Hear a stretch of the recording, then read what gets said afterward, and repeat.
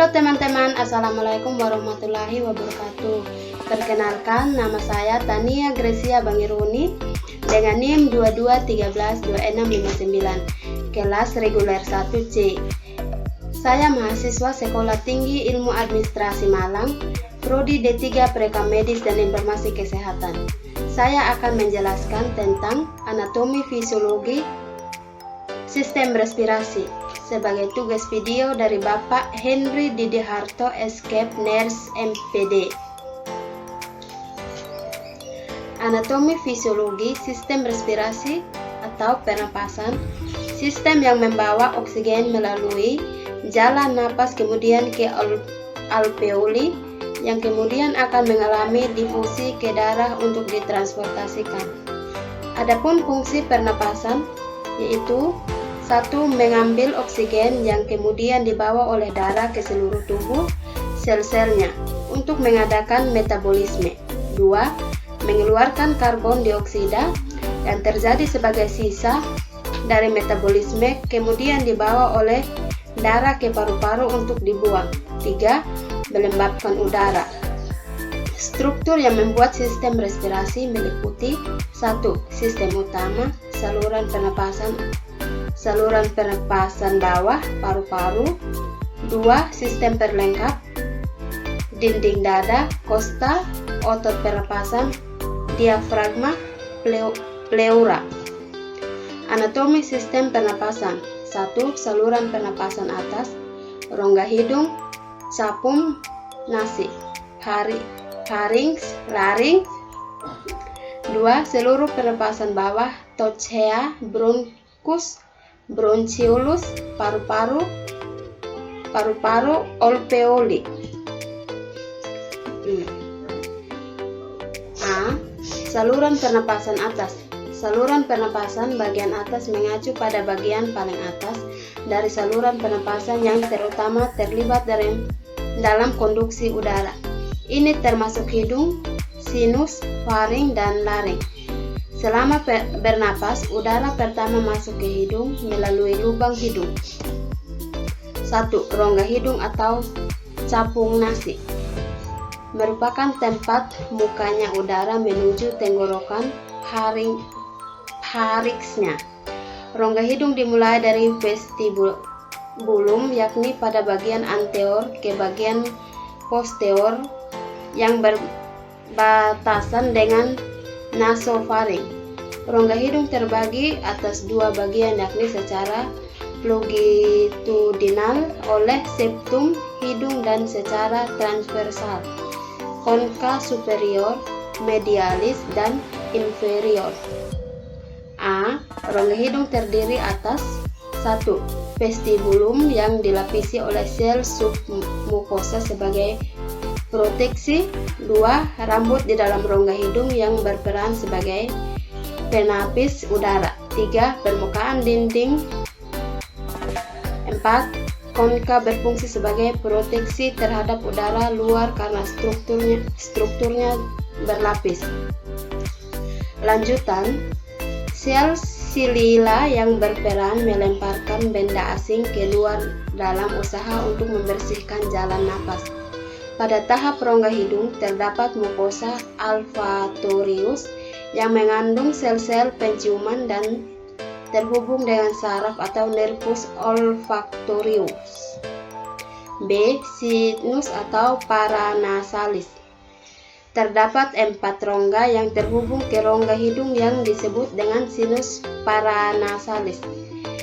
Sinus paranasalis terdiri dari sinus frontalis di tengah dahi, B. Sinus medalis di antara mata, C. Sinus sphenoidalis di belakang rongga hidung, D. Sinus maxillaris di tulang pipi.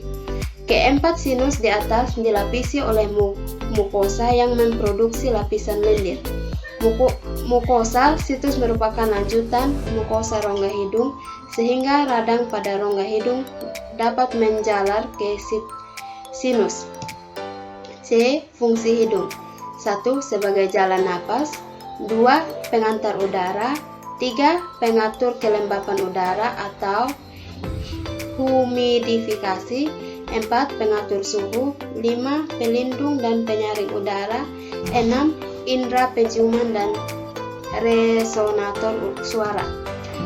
2. Faring atau pharynxnya. Bagian belakang dari rongga merupakan tempat persimpangan antara jalan pernapasan dan jalan makan. Bagian di mana pemisahan antara makanan dan udara terjadi terdapat di bawah dasar tengkorak, di belakang rongga hidung dan mulut setelah depan ruas tulang leher. Fungsi: menyaring udara oleh rambut getar silia. 2. Menyeimbangkan tekanan udara. Tempat rangsangan bersin terjadi untuk mengeluarkan benda asing. Tamboyang 2001. Hidung dan rongga mulut. Faring terdiri dari A. Nasofaring, bagian yang berbatasan dengan rongga hidung. B. Faring, bagian yang berbatasan dengan rongga mulut. C. Faringofaring, bagian yang berbatas dengan laring. A. Nasofaring. Nasofaring adalah bagian atas tenggorokan faring yang terletak di belakang hidung. Nasofaring berbentuk seperti sebuah kotak berongga dan terletak di bagian lunak atap muka dan terletak di belakang hidung. Nasofaring berfungsi untuk melewatkan udara dari hidung menuju ke tenggorokan yang akhirnya ke paru-paru. B. Orofaring merupakan bagian faring yang terletak di belakang rongga mulut, dilewati udara dan makanan sehingga berperan dalam sistem pernapasan dan sistem pencernaan.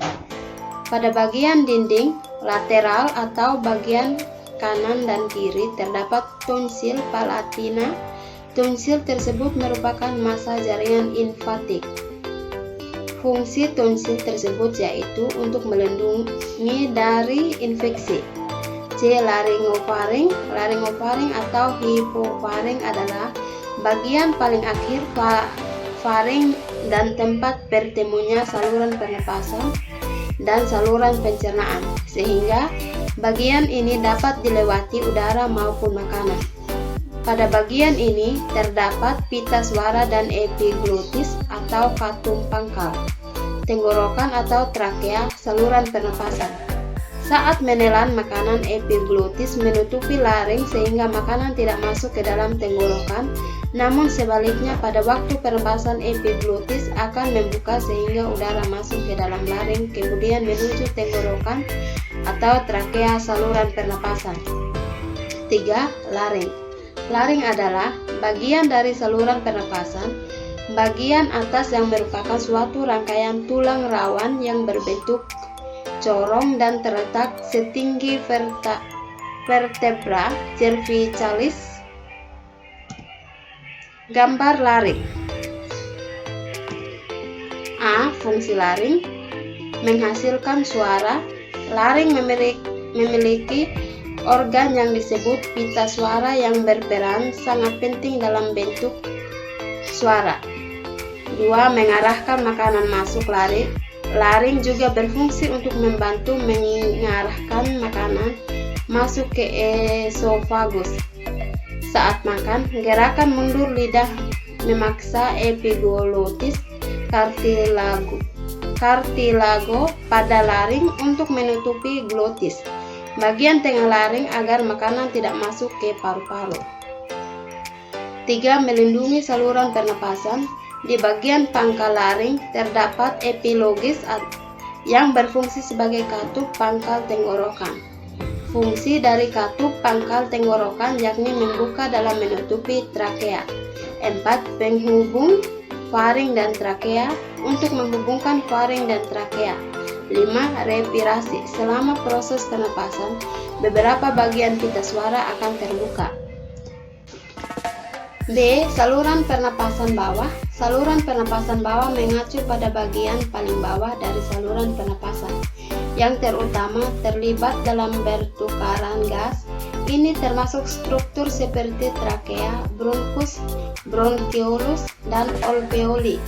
Bronkus timbul dari trakea dengan membagi trakea menjadi dua, sebagai bronkus primer kanan dan bronkus primer kiri. 1. Trakea batang tenggorokan. Berbentuk pipa tabung, memiliki diameter sekitar 20 sampai dengan 25 mm dan panjang sekitar 10 sampai 16 cm. Tersusun atas 20 tulang rawan, berbentuk cincin yang kuat tetapi fleksibel. Terletak bersebelahan dengan esofagus, kerongkongan yaitu saluran pencernaan. Trakea menghubungkan laring dengan bronkus dan menjadi jalan bagian udara dari leher ke bagian dada. Fungsi utamanya sebagai jalur udara untuk masuk dan keluar dari paru-paru. 2. Bronkus merupakan cabang batang tenggorokan trakea yang terbagi menjadi dua bagian, yaitu bronkus kanan dan bronkus kiri. Fungsi utama bronkus adalah menyediakan jalan bagi udara yang masuk dan keluar paru-paru. Bronkus yang ke arah kiri lebih panjang, sempit dan mendatar daripada yang arah kanan. Bronkus kanan akan bercabang menjadi 3 bronkiolus, sedangkan bronkus kiri bercabang menjadi 2 bronkiolus.